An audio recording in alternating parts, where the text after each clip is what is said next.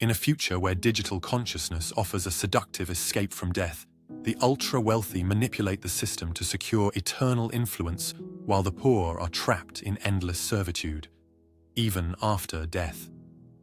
Families like Catherine Jennings are driven to financial ruin trying to sustain the illusion of connection with their loved ones. Father Matthias Gray, torn between doctrine and compassion, begins to question the Church's complicity in legitimizing Eternity Incorporated. Now, as he prepares to testify before Congress, the line between faith and exploitation threatens to unravel completely. Welcome to the 8th of 9 more episodes of The Afterlife Trap. In a future shaped by digital eternity, power, identity, and survival collide in a world where the boundary between life and afterlife is blurred. Each story in this series reveals a new facet of that world, where technology offers immortality, but at an unthinkable cost. Father Matias stood in the arched hallway of St. Michael's Cathedral, the filtered sunlight painting patterns on the worn stone floor. His hands were clasped in front of him, and he fought the anxious tremor in his fingers. Bishop Alcott's office door stood ajar, and he could hear the familiar measured voice inside speaking on the phone. He didn't have to strain to catch the words. The bishop was speaking loudly, perhaps purposefully. Yes, I understand, Senator. The Church's position remains clear. Digital consciousness is not a soul. The data stored in the Forever program is merely a simulation, a shadow, not a person. There was a long pause, and Alcott's tone softened, his voice dropping just slightly. We cannot endorse the idea that humanity can be digitized. Doing so would undermine the fundamental tenets of faith. Yes, of course, thank you for your understanding. A soft click signaled the end of the call, and Matias hesitated before lightly knocking on the doorframe. Come in, Alcott called, his tone instantly warm and welcoming. Matias stepped inside, offering a polite nod. Alcott, a tall, stately figure with graying hair and piercing eyes, gestured for him to sit. I've been meaning to speak with you, Father Matthias. Alcott began, folding his hands on the desk. You've no doubt heard about the upcoming Congressional hearing. Yes, Your Grace, Matias replied, his voice steady despite the unease gnawing at his stomach. I was informed this morning that they expect me to testify. Alcott nodded, offering a reassuring smile. There's no need to worry. The Church's position is firm and unassailable. You will simply affirm our long-standing doctrine that digital entities are not souls. We must not allow modern technology to blur the lines of our faith. Matias forced himself to nod, though his thoughts raced. Of course, Your Grace, I understand. Alcott gave him a thoughtful look. You've always been a reliable voice of reason, Matthias. I have faith that you will handle this with grace and conviction. Remember, the Church cannot be seen as wavering. If we concede ground on this, we risk compromising our moral authority. Matias hesitated, guilt swirling within him. What about the people who have suffered because of the Forever program? Those who feel betrayed or harmed? Alcott's expression darkened. Their pain is real, but it is not our responsibility. We did not create this technology. Our only concern is maintaining theological clarity. If we begin sympathizing with the notion that data can feel pain, we risk opening a theological crisis.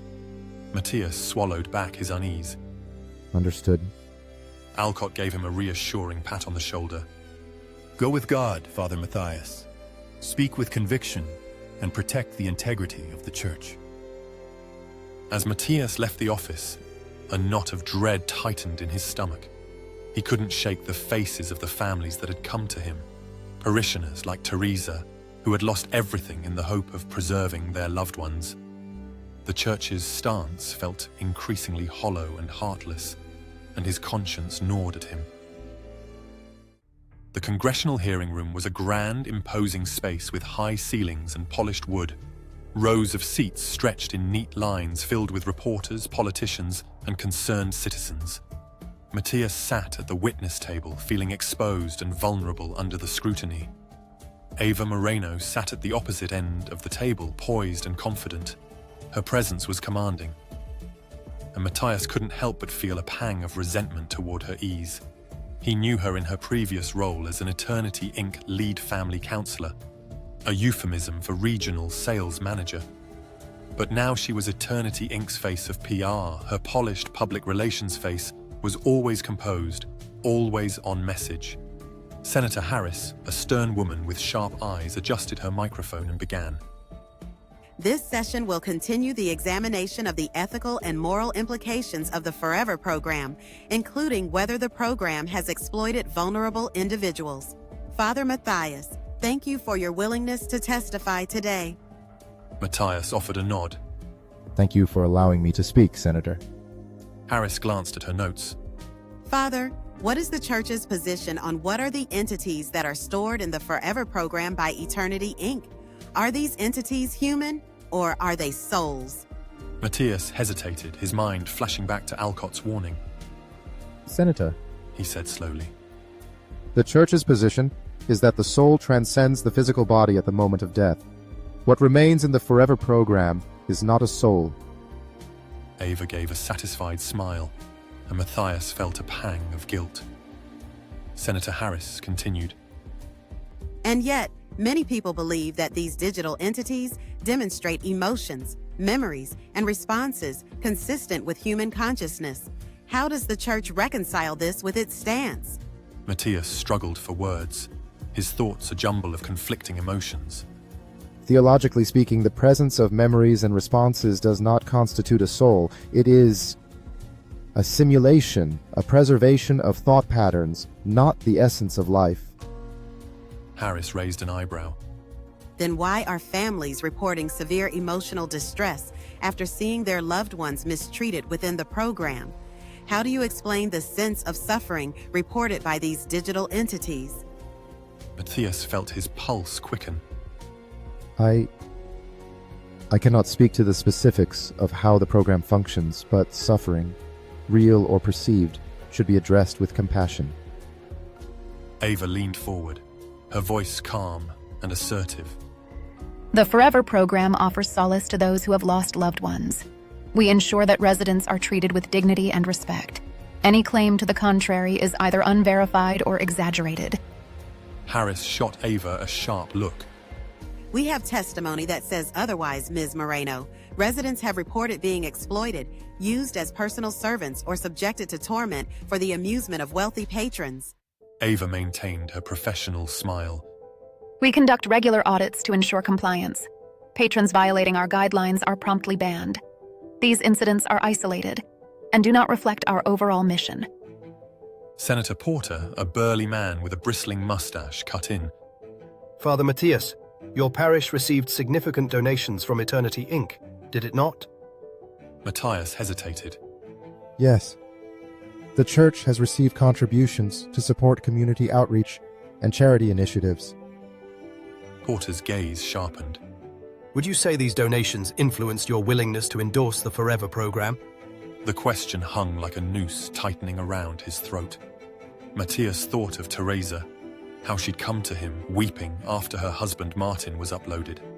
He remembered her anger when she found out that the program wasn't an eternal rest, but a living nightmare. Matthias looked at Ava, whose confident facade remained unmoved, and then back at the senators. He realized that if he continued to lie, he would betray not only his faith, but also the people he had promised to protect. He took a deep breath and spoke. Those donations came with expectations. Eternity Inc. wanted public support from the Church. I didn't see it at the time, but it was a transaction, a way to legitimize their program. I cannot in good conscience continue to claim that the Forever program is ethical or humane. I have seen to the pain it has caused people in my parish like Teresa. They believed they were saving their loved ones. Instead, they condemned them to suffering. Gasps echoed from the audience, and Ava's face froze, her carefully maintained smile slipping. Senator Harris leaned in. So you're saying the Church's endorsement was influenced by financial incentives? Matias felt his stomach lurch. Yes, I failed to see it then, but I see it now. We allowed ourselves to be complicit in legitimizing something that is, at its core, morally corrupt. Ava cleared her throat, trying to regain control of the narrative. Father Matias' statements are his own and do not reflect the Church's official position. Eternity Inc. has always operated transparently. Senator Harris cut her off. We'll be looking into those donations, Ms. Moreno. As for you, Father Matthias, thank you for your honesty. This committee will take your testimony into consideration. As the session adjourned, Matthias remained seated, his hands still trembling but his conscience strangely clear. He knew that the Church would denounce him, that Alcott would likely strip him of his position. But for once, he had chosen truth over obedience, and that decision felt painfully necessary. As he left the building, reporters swarmed, but Lara was there, guiding him past the chaos. You did good, She whispered.